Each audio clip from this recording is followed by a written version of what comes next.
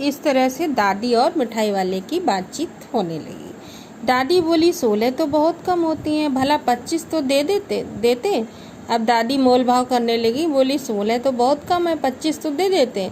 मिठाई वाला नहीं दादी, अधिक नहीं दे सकता, इतना भी देता हूँ यह अब मैं तुम्हें क्या, खैर मैं अधिक ना दे सकूँगा। मिठाई वाला बोला मैं इतने भी दे रहा हूँ तो बहुत सस्ती दे रहा हूँ, अब मैं आपको क्या बताऊँ, अब मैं खैर इससे अधिक तो आपको नहीं दे पाऊँगा। रोहिणी दादी के पास ही थी, रोहिणी दादी के पास ही खड़ी थी, बोली दादी फिर भी काफ़ी सस्ता दे रहा है, 4 पैसे की ले लो, यह पैसे रहे। तो रोहिणी ने दादी को पैसे दिए 4 और ये कहा कि दादी फिर भी ये काफ़ी सस्ता दे रहा है, ले लो इससे 4 पैसे के। तो मिठाई वाला मिठाइयाँ गिनने लगा, मिठाई वाला जो था मिठाइयाँ गिनने लगा। तो 4 की दे दो, अच्छा 25 नहीं 20 ही दे दो। अरे हाँ मैं बूढ़ी हुई, मोल भाव अब मुझे ज़्यादा करना आता भी नहीं। अब दादी मोल भाव कर भी रही और करे मुझे करना भी नहीं आता, बूढ़े लोगों की आदत होती है। तो बोले कि चलो 25 नहीं दे रहे तो चलो 20 ही दे दो।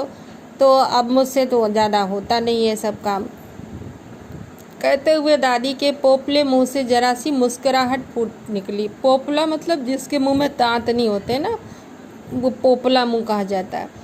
तो दादी तो बूढ़ी थी तो उनके मुंह में दांत थे नहीं, तो उनका पोपला मुंह तो था, उससे जरा सी मुस्कुराहट फूट निकली। मतलब वो हंसने, मतलब अंदर ही अंदर उन्हें हंसी आई कि चलो कुछ तो सस्ता करा लें। रोहिणी ने दादी से कहा दादी इससे पूछो तुम इस शहर में और कभी भी आए थे या पहली बार आए हो, यहाँ के निवासी तो तुम हो नहीं। तो रोहिणी ने दादी से कहा दादी इससे पूछो कि इस शहर में और भी कभी आए थे या पहली बार आए हैं, यहाँ के निवासी तो ये है नहीं, यहाँ का रहने वाला तो लगता नहीं है। दादी ने इस कथन को दोहराने की चेष्टा की ही थी कि मिठाई वाले ने उत्तर दिया पहली बार नहीं और भी कई बार आ चुका हूँ। अब उसने चूँकि सुन लिया, दादी ने कहने की कोशिश करी लेकिन तब तक उसने उत्तर दे दिया, बोला नहीं पहले भी मैं कई बार आ चुका हूँ। तो रोहिणी चिक की आड़ ही से बोली पहले यही मिठाई बेचते हुए आए थे या और कोई चीज़ लेकर, क्योंकि उसने पहले एक मुरली लेकर आया, खिलौने लेकर आया, तो इसको बड़ी उत्सुकता थी, उसको आवाज़ पहचानी सी लग रही थी ना, तो दादी रोहिणी ने यही जानने की उसको उत्सुकता थी। तो बोली कि रोहिणी चिक की आड़ से, आड़ मतलब उसके पीछे छिप करके बोली पहले मिठाई बेचते हुए आए थे या कोई और चीज़ लेकर आए थे। मिठाई वाला हर्ष, संशय और विस्मय आदि भावों में डूबकर बोला इससे पहले मुरली लेकर आया था और उससे भी पहले खिलौने लेकर। तब मिठाई वाले को बड़ी खुशी हुई कि कोई हमें जानता भी है। संशय हुआ और संदेह हुआ और विस्मय हुआ यानी आश्चर्य हुआ। इन सब भावों में डूबकर वो बोला नहीं पहले मैं मुरली लेकर आया था और उससे पहले मैं खिलौने लेकर आया था। रोहिणी का अनुमान ठीक निकला। अब तो वह उससे और भी कुछ बातें पूछने के लिए अस्थिर हो उठी।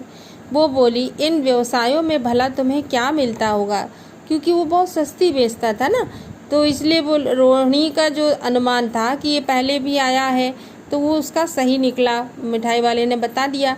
और अब उसे जो थी और भी अधिक उसके बारे में जानने की इच्छा और हो उठी। वो बोली भला इन व्यवसायों से, मतलब इन काम धंधों से जो तुम कर रहे हो, इनसे तुम्हें क्या मिलता है।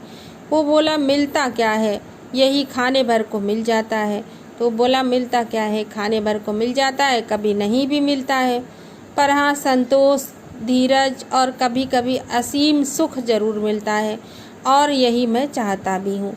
मैं एक सुख चाहता हूँ, वो मुझे मिल जाता है। पैसा तो नहीं मिलता लेकिन मुझे संतोष मिल जाता है, धीरज मिल जाता है और असीम सुख मतलब जिसकी कोई सीमा ना हो, इतना सुख मुझे ज़रूर मिल जाता है और मैं यही चाहता हूँ। सो कैसे, वो भी बताओ। अब रोहिणी को उत्सुकता हुई, बोली वो कैसे भला, वो भी बताओ। अब व्यर्थ उन बातों की क्यों चर्चा करूं, उन्हें आप जाने ही दें, उन बातों को सुनकर आपको दुख ही होगा। तो इसने कहा कि आप उन बातों को जाने दो, आप उनकी क्या बेकार की बातों को चर्चा करें, आप सुनेंगे तो दुख होगा, कष्ट होगा। जब इतना बताए तब और भी बता दो, मैं बहुत उत्सुक हूँ। तो रोहिणी बोली जब इतना बता दिया है तो और भी बता दूँ। मैं बहुत जानने के लिए उत्सुक हूँ, मैं बहुत जानना चाहती हूँ। तुम्हारा हर्जा ना होगा, यानी तुम्हारा कोई नुकसान नहीं होगा। यहाँ बैठे हो तो मिठाई मैं और भी ले लूँगी, मैं और मिठाई तुमसे ले लूँगी।